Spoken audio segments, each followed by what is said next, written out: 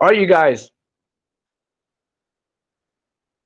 there's another video on how to create a value bar like this. Once I have my server or my connection back up, I'll upload that for you guys to see. But for today, this is the sheet that I have shared with you guys on its learning. If you have a printer at home, you can print this out and just do your work, your practice work on here. If you don't have a printer and you can't come in to pick up this sheet, you can just create this value bar and these circles in your visual journal, okay? So this right here, you guys, is a circle. When we're shading with your graphite, we need to turn this circle into a form. Remember back to drawing foundation, a form is three-dimensional. First thing you gotta ask yourself, where is my light source coming from? Remember your light source, where the light is coming from. So my arrow here is my light source. I get kids who have their light source put in, and then when it's time to shade, this is what they do. Remember, I'm using my Ebony pencil.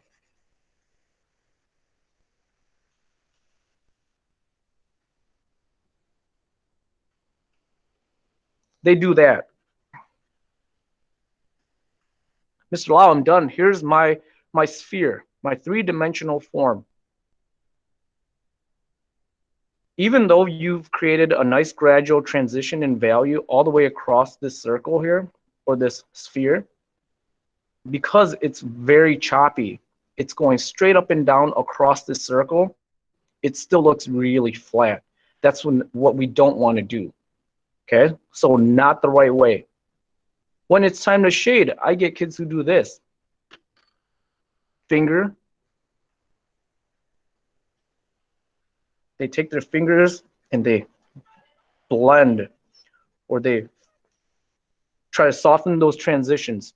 And I tell my students, don't do that. Your hands naturally have oil or grease on it, so the oil actually seals the graphite into the tooth of your paper, making it very hard for you to erase later on.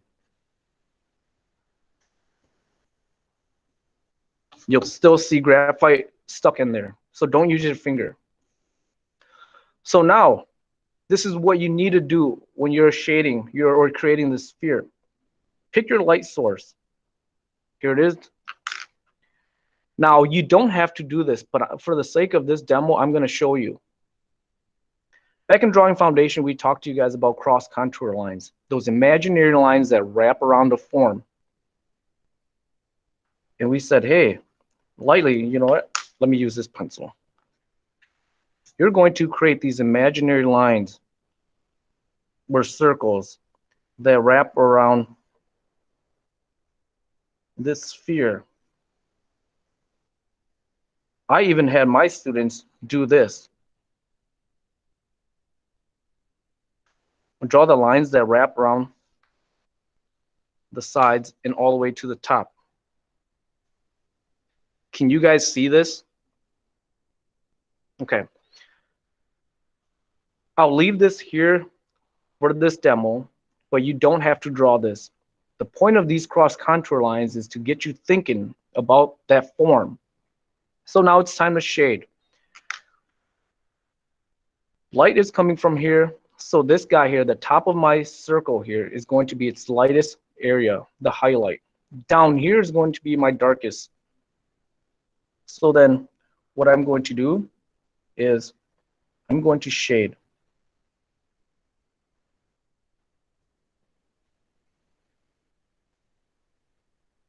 If you look at how I shade, I'm using small little circles to shade.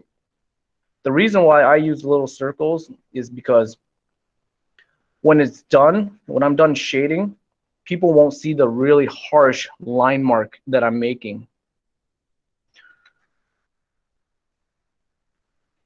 The little circles are easier to kind of blend your values together.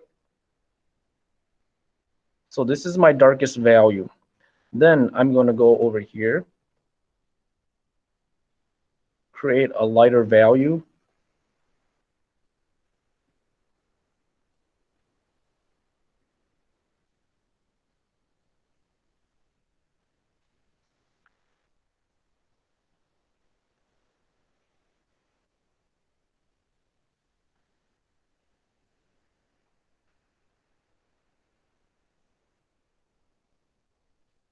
Let's go up here. Oop.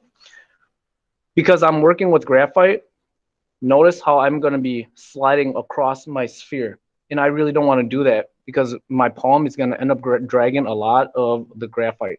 So feel free to flip your paper around. In the past, what I've done is put a scrap paper underneath to rest my palm on it. You also, I know this, you guys can't see it, but I usually, when I start shading, I try to avoid the tip of my pencil. That way I don't get a harsh mark. So I try to find a nice flat surface to begin with.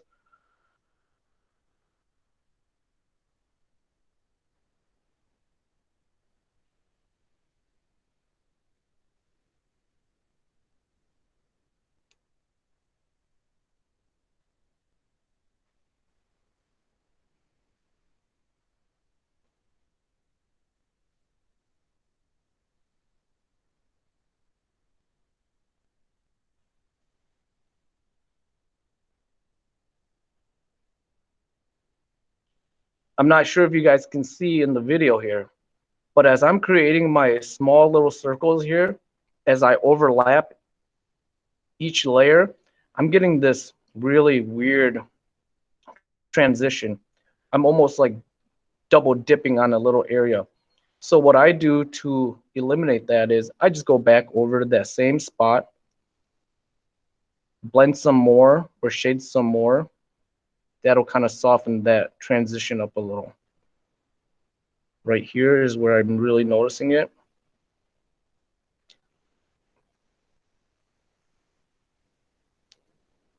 Onto my last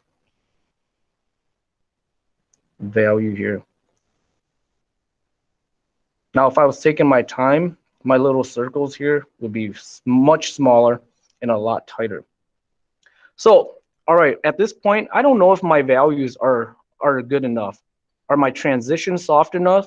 So if you're having a hard time picking or deciding if your transitions are soft enough, squint your eyes. So if I squint my eyes, I can only see 2, maybe 3 values at most. So what I'm gonna have to do now is go back in and keep building those layers up. Start back here again. Really apply some more pressure there.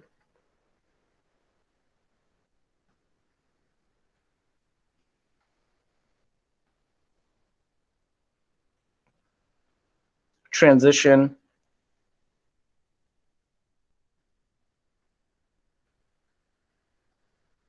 My value to the next one.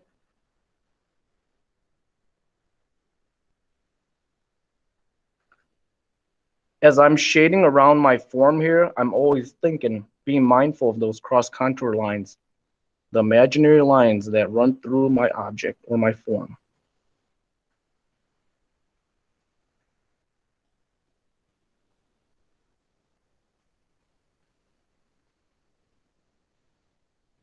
I'm seeing some soft little circles here from my first work. So then I'm gonna go back in, lightly blend them a little more.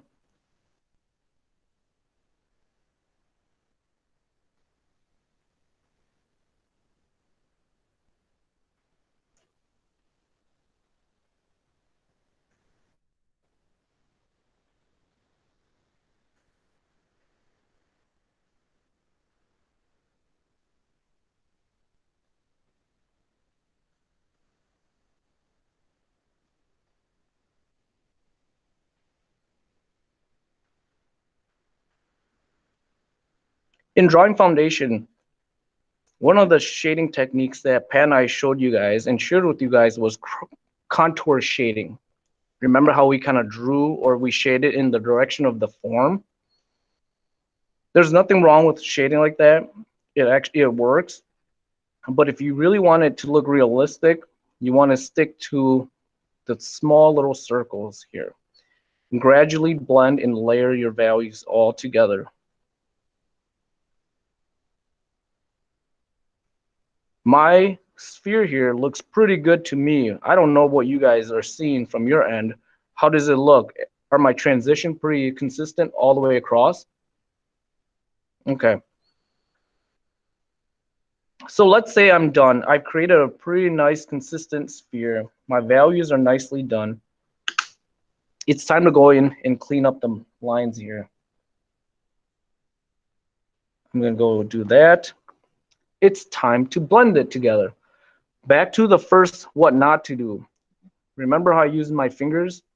Don't do that. I sent home some blending sticks with you guys, or a blending stick with you guys. So blend your values together. I get students who, when it's time to blend, they start with their darkest value and they blend and work their way towards the lightest value. Don't do that. The reason why I tell my students not to do that is you end up picking a lot of the graphite residue and you end up bringing it into your light values and it becomes darker than what you really want. So what you need to do is start at the lightest value where my highlight here is, and then work my way towards the dark side, the darker value.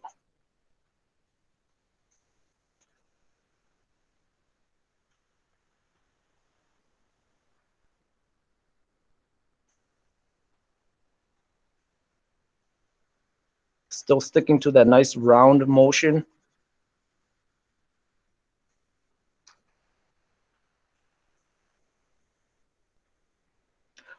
Don't leave me yet, guys. Hang in there. Got a couple of those tools I want to share with you guys before you bail out on me, right?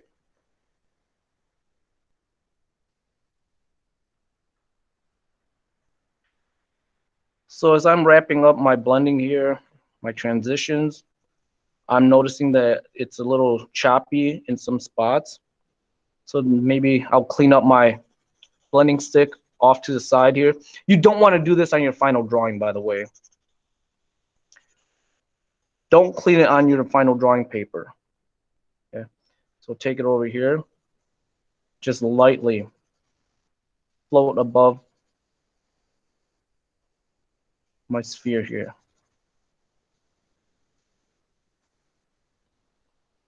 Some spots I might have to go back in and darken them up. So here we go. Last thing I need to do, obviously my cast shadow that's on the opposite side. Some of you guys started shading already and I told you not to do it. Here's the reason why. I got a couple little tools here I want to share with you guys. Some small little detail erasers for the soft little twinkle in the eye, the tiny little glare on the lips, the soft strand of the hair, things like that. This is where the detail tool comes in. Here's another tool that I give my drawing students. Electric eraser. I can take my electric eraser, turn it on, and just tap it on my paper for that twinkle in the eye, for the little strand of the hair.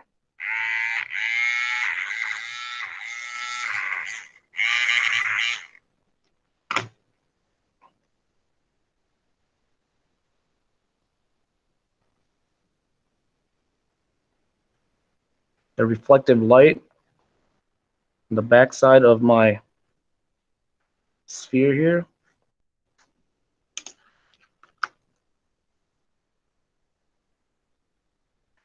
So those small little details that you want to do or add to your drawing, wait till the very end. I'll give you guys the detail erasers. You can use it then. All right.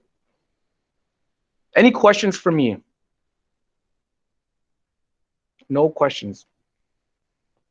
I'm gonna stop